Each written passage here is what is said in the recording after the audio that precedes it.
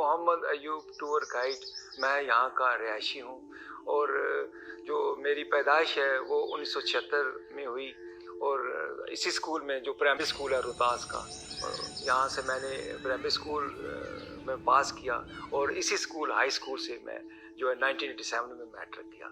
Matric करने के बाद मैं जो है ना 10 साल तकरीबन बेरोज़गार रहा, अपने घर में बैठा रहा। तो मैट्रिक करने के बाद 10 साल जब मैंने अपने घर में गुजारे तो वालिदैन के मशवरे से मैंने पीटीसी का डिप्लोमा किया जो आज़ाद कश्मीर कोटली से मैंने जाके किया।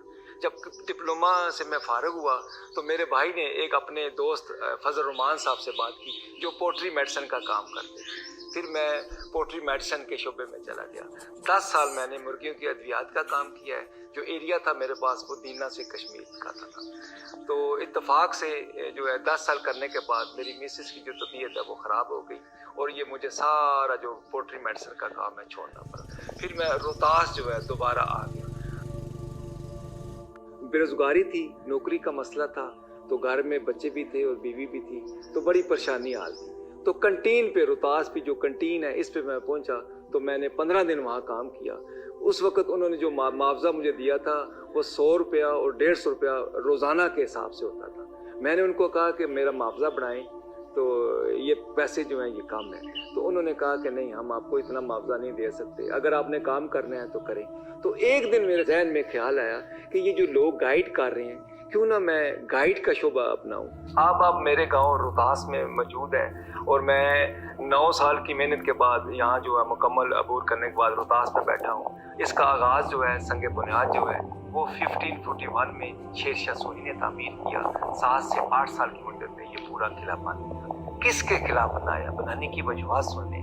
मुगल बादशाह नसीरुद्दीन मोहम्मद हुमायूं बाबर के बेटे के खिलाफ और गखड़ों के खिलाफ, गखड़ मीज राजा कियानियों के खिलाफ, और गखड़ों की मुगलों की दोस्ती थी, दोनों शेर शाह सूरी के मुखालिफ थे। गखड़ों ने किला बनाने के दरमियान बेशुमार अटैक किए लेकिन शेर शाह उनको शिकस्त देता रहा और किले की तामीर को जारी रखा। रोहतास सुन ले कौन सी जुबान का लफ्ज़ है, ये हिंदी से पहले जुबान बोली जाती, संस्कृत। रोहतास का लफ्जी मैं न सुन ले, वाइट एक्स विद अंडे के नाम से पुकारते हैं। क्यों?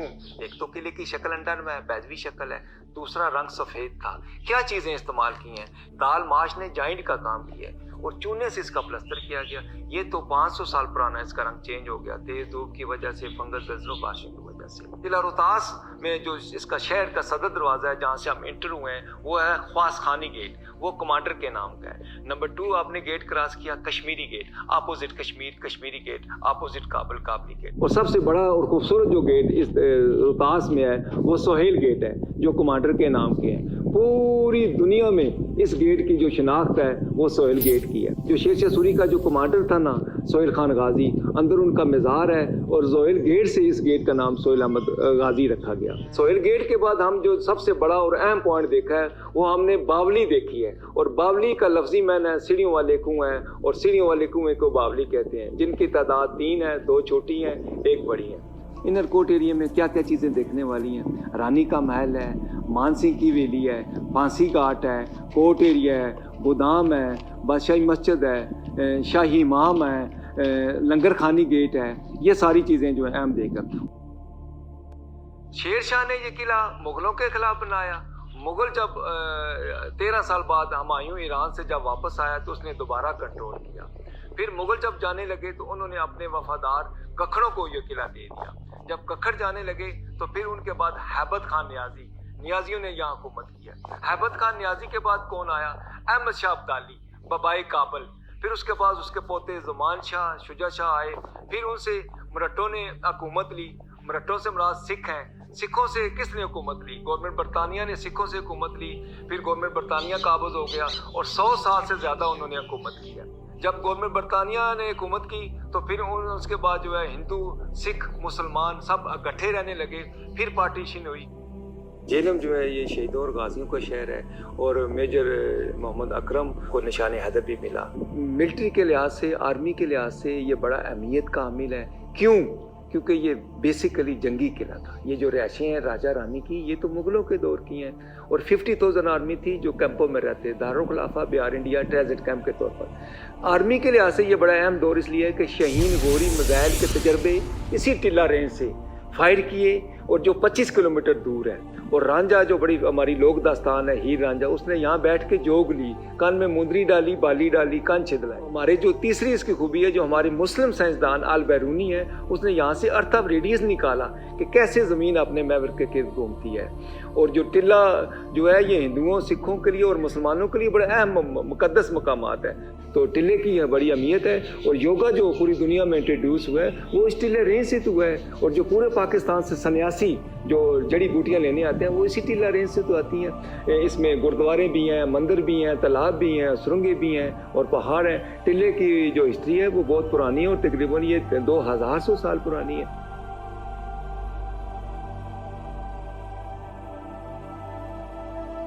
ان کی دیواروں کے متعلق آپ کو بتا دیں کہ ان کی جو چوڑائی ہے وہ 30 سے 40 فٹ ہے اور ان کی اونچائی جو ہے وہ 50 سے 80 فٹ ہے.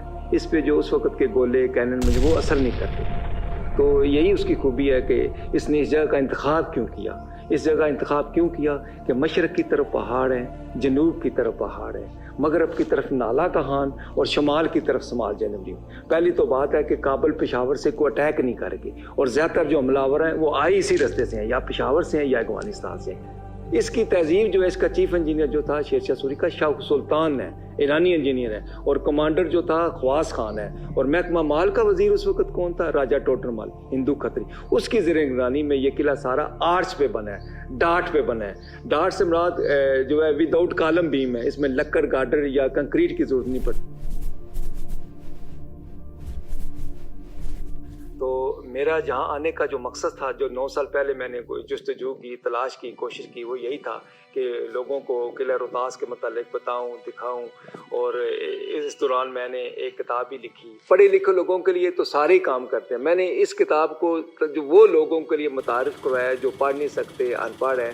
اس میں نے تقریباً 39 کلر تصویروں کو انٹروڈیوس کروایا ہے اور پورے قلعے کی معلومات دی ہے کہ اس میں کیا آبادی کے متعلق بتایا ہے، قلعے کے بارے میں بتایا ہے، محکمے کے بارے میں بتایا ہے، یونیسکو کے متعلق بتایا ہے، ورلڈ ہیریٹیج کے متعلق بتایا ہے.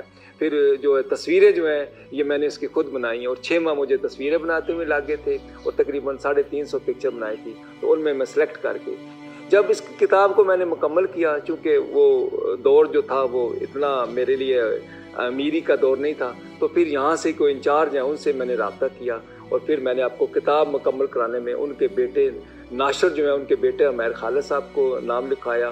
اور اس کی سیٹنگ جو ہے اس میں میرے بیٹوں نے، میری بیٹیوں نے، میری بچیوں نے بڑا کردار ادا کیا. لکھا میں نے ہے اس کو، فوٹوگرافی جو ہے میرے بیٹے نے بڑا ساتھ دیا. اور کتاب کی سیٹنگ میں جو میری بڑی بیٹی ہے رضا زینب نے اس نے اس میں بڑا انٹروڈیوس کرایا کہ ابو اس صفحے پہ یہ ہونا چاہیے، اس صفحے پہ یہ ہونا چاہیے. تو الحمدللہ آج میں نے جو ہے یہ 1000 بکس چھپائی ہے 2 سال پہلے.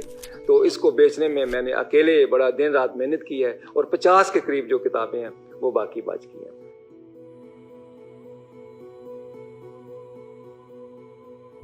ایک تو مقصد تھا کہ لوگوں کی جو خدمت کروں، دوسرا روزگار کی مجھے تلاش تھی. تو 2 چیزوں کا میرا مقصد تھا. میں چاہتا تھا کہ لوگوں کی خدمت بھی کروں اور مجھے روزگار بھی مل جائے، کیونکہ بے روزگاری تھی اور میرے حالات اتنے اچھے نہیں تھے.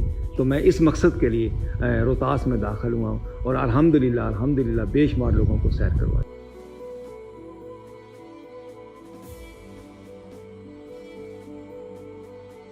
1975 میں یونیسکو نے اس کو اپنے انڈر کیا اور 1997 میں اس کا نام ورلڈ ہیریٹیج بک میں لکھا گیا. جمعہ ہفتہ اتوار رش والا دن ہے.